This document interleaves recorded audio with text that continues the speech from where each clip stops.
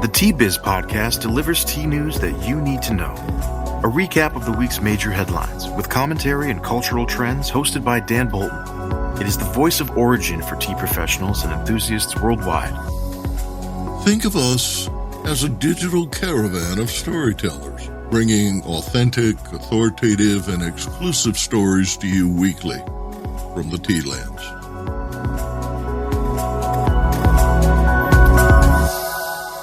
Hello, everyone. Here are this week's headlines. Sri Lanka's tea harvest is under duress. The Chinese face a Qing quandary. Tea and productivity are twinned. Plus, listen to why Sri Lanka is pursuing a geographical indication for Ceylon tea. More in a minute, but first, this important message. What makes a perfect cup of Ceylon tea? The perfect cup is from the tea businesses that ensure the protection of all the children living within their tea estates. We salute Kailani Valley, Telawakili, Bogawanthalawa, Harana, and Elliptia tea estates. Support Save the Children, Sri Lanka. Tea producers are under severe stress in Sri Lanka as the early harvest unfolds. The Sri Lanka Tea Board reported that February marked the lowest tea yield in 13 years, down to 18 million kilos, a drop of nearly 20% compared to the same period last year. Export earnings declined 4.5% in January, according to Ceylon Tea brokers. Electrical power is now limited to 5 hours a day, down from 10 hours. Tea processing has shifted to night work so that rollers can operate continuously. There are 996 registered gardens on the island, and while relatively few operate factories, every garden is dependent on fuel for transport. A diesel shortage since the beginning of March means stocks are now dwindling. Prices spiked at 176 Sri Lanka rupees per liter, about $2.34 per gallon in the U.S. Gasoline is 254 rupees per liter. PMDT CEO Dananjaya Silva writes that, quote, tea estates that had kept stocks of fuel have been forced to provide fuel to their transport agents so that teas from the estates can be delivered to Colombo after being sold at the auction, end quote. The cost of fertilizer is closely tied to petroleum prices. Until last year, Sri Lanka spent an estimated $300 to $400 million annually importing fertilizer.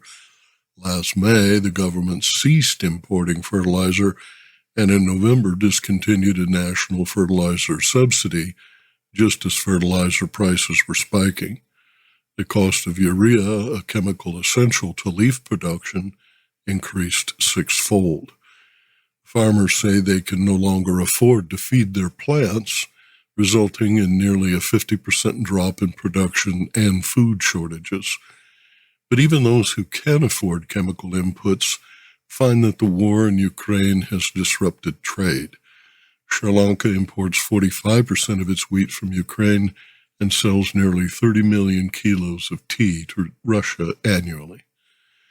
Estate superintendents write that workers employed at tea gardens are queuing for hours to receive basic essentials, things like rice, fuel, cooking gas, milk powder.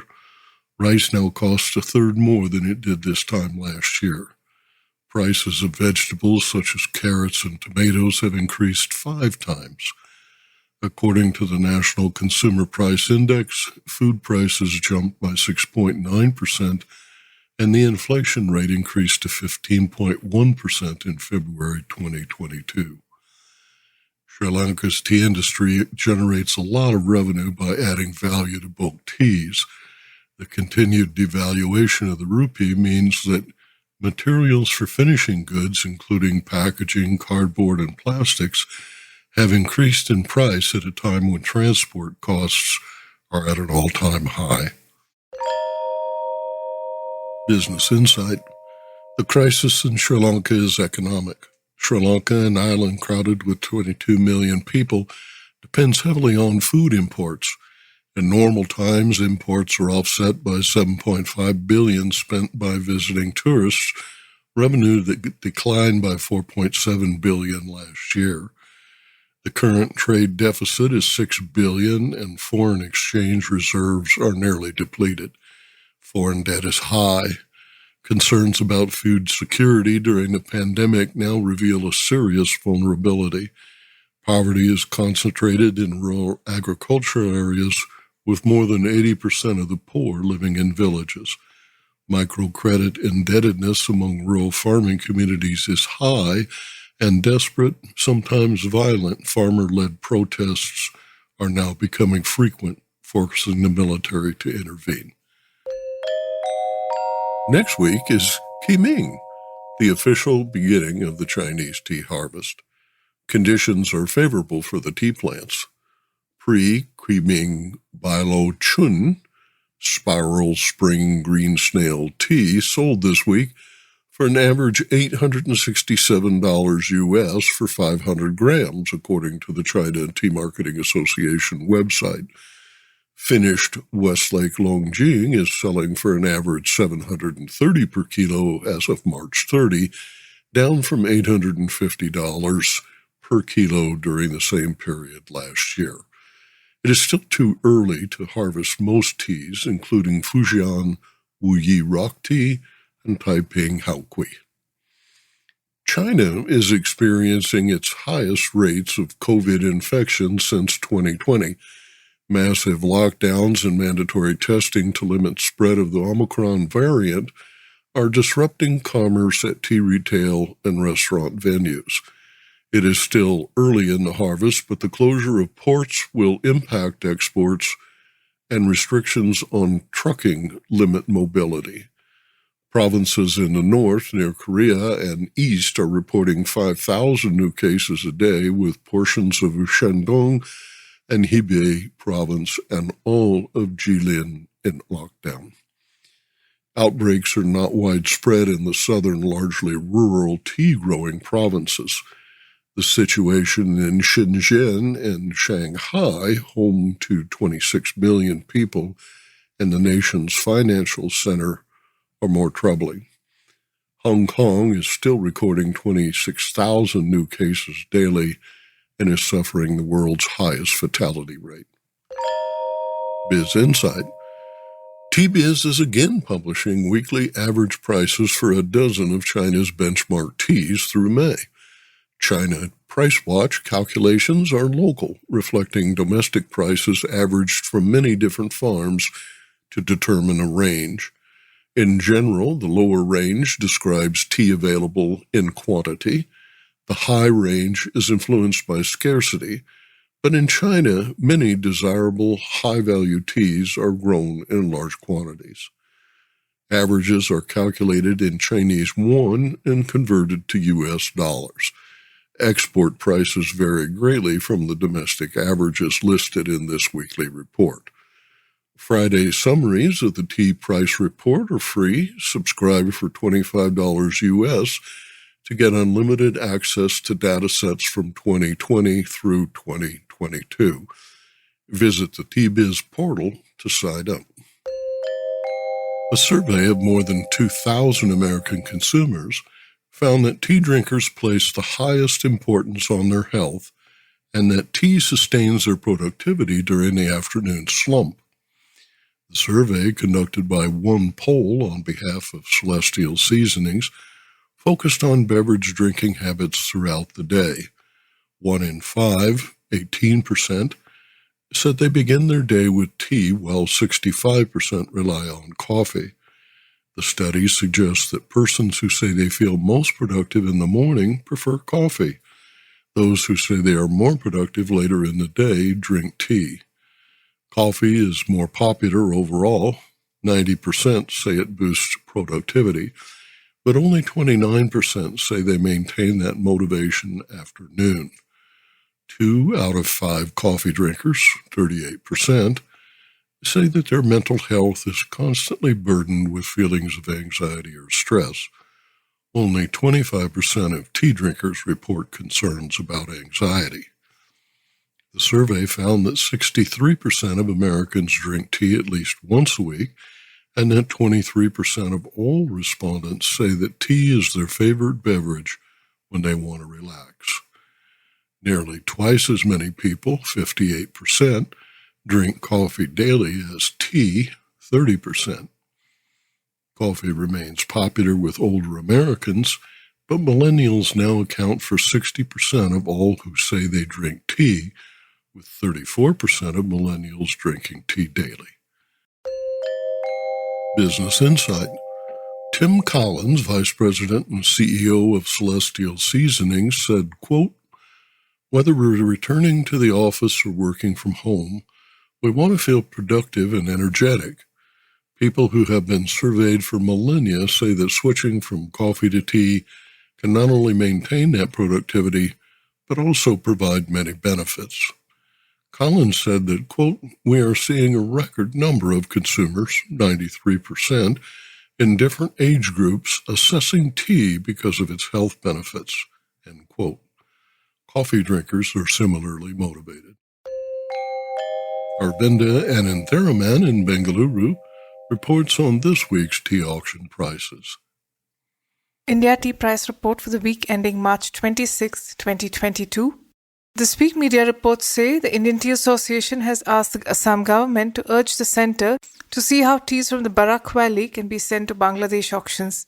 Currently, tea from Barak Valley and Tripura reach Kolkata auctions, which is at a distance of 1,400 kilometers. However, Assam shares a border with Bangladesh and can easily take its tea to the Sri Mangal auction centre there. The report added that tea exports to Bangladesh declined as recently as 2017, with import duties rising first from 30% to 70% before becoming 100%. The possible reopening of trade should benefit both countries.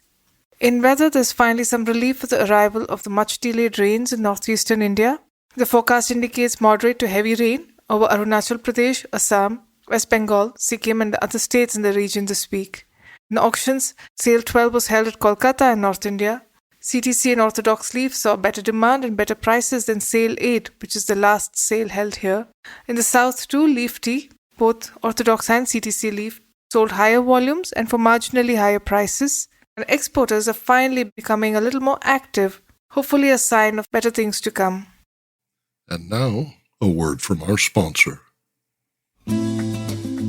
Hello, I'm Bogdan, a passionate tea drinker and the inventor of the ultimate tea machine, the BrewMaker 1. Preparation is key to making fine tea. Sequential steepings deliver the best taste possible and unlock the true value of whole leaf teas and botanicals. Brew automates that process without using any pots or capsules. This simple-to-operate, smartphone-controlled device stores steeping profiles to consistently make great tea at the push of a button. Brew also reduces time, waste, and energy. That's because I engineered the brew to remember control settings for temperature, brewing time, and quantity. Using my patented process lets you stack steeps simply and conveniently.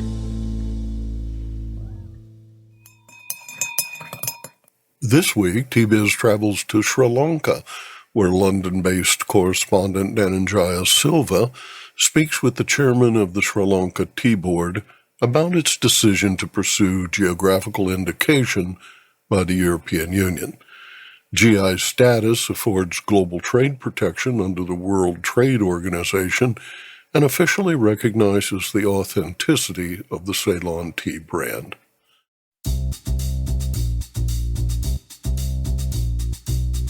Sri Lanka has been producing tea for well over 150 years.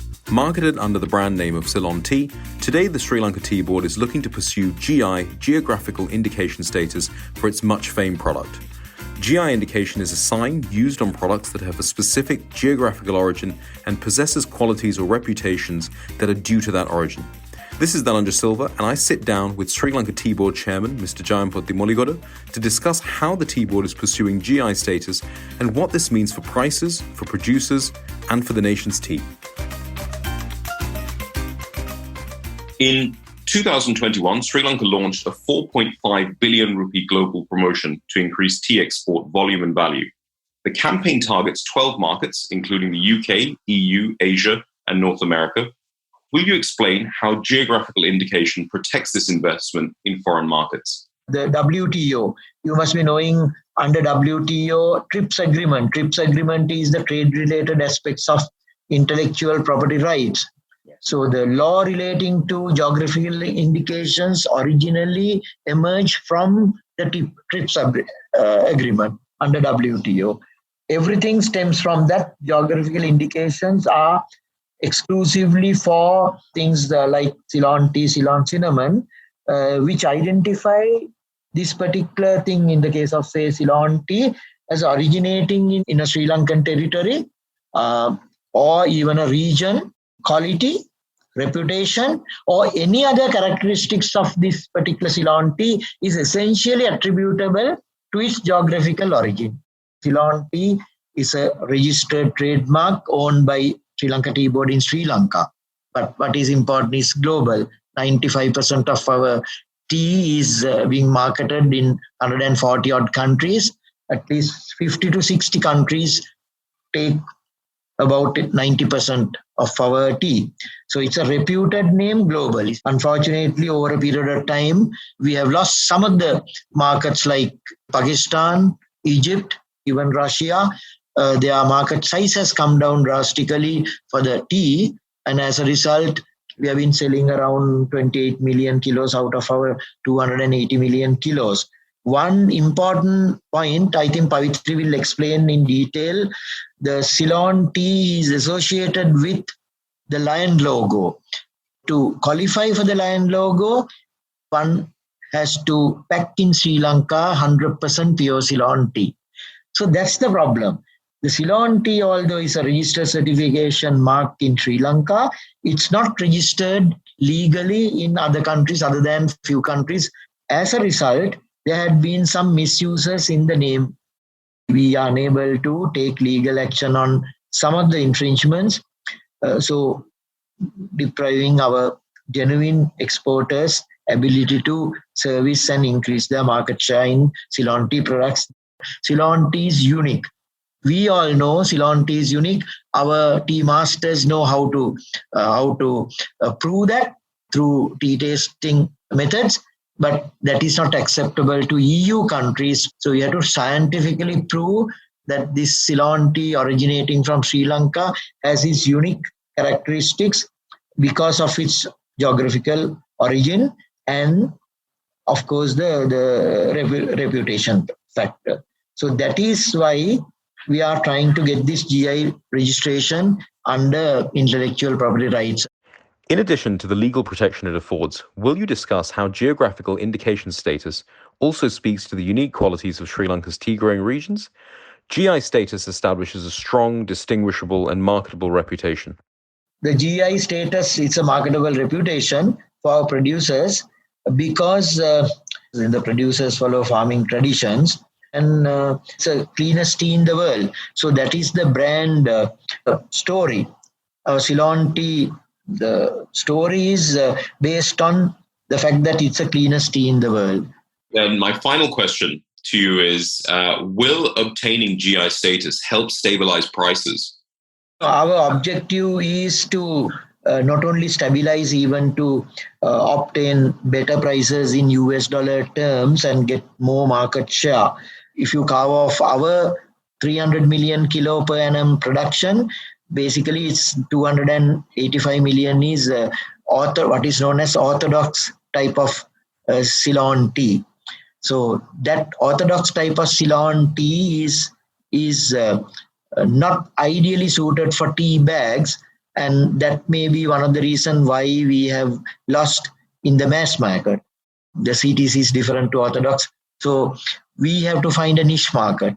That is why we go by, Pavitri will now explain, the three pillars of our the brand marketing strategy of Ceylon Tea. It's an authentic product, as we explained, demonstrating our sustainability credentials compared to our other competing countries' products. Say, for instance, our farmers, our regional plantation companies do practice the environmental sustainability and the social well-being of the people, and under Tea Control Act of Tea Board, we ensure these FOB prices are trickled down through the factories to the farmers. The wellness factor and the sustainability factors, we command a premium price. So as a matter of fact, at the auction level, at the wholesale level, when we command $3.50 per kilo converted US dollar at the Colombo auction, the Mombasa auctions and Kolkata and all, they get less than $2. Roughly say $2. The correct information provided by ICT, International Tea Council, Statistical Bulletin, as well as FAO, Food and Agriculture Organizations, Intergovernmental Group findings. So there is a tipping point for us our exporters and marketers to buy tea at a very high price. So we pitch our Ceylon tea in that particular niche differentiated product. So how to differentiate? It's only through GI indications. So that's the game plan. Just explain the global tea promotion using our differentiated strategy, Pavitri.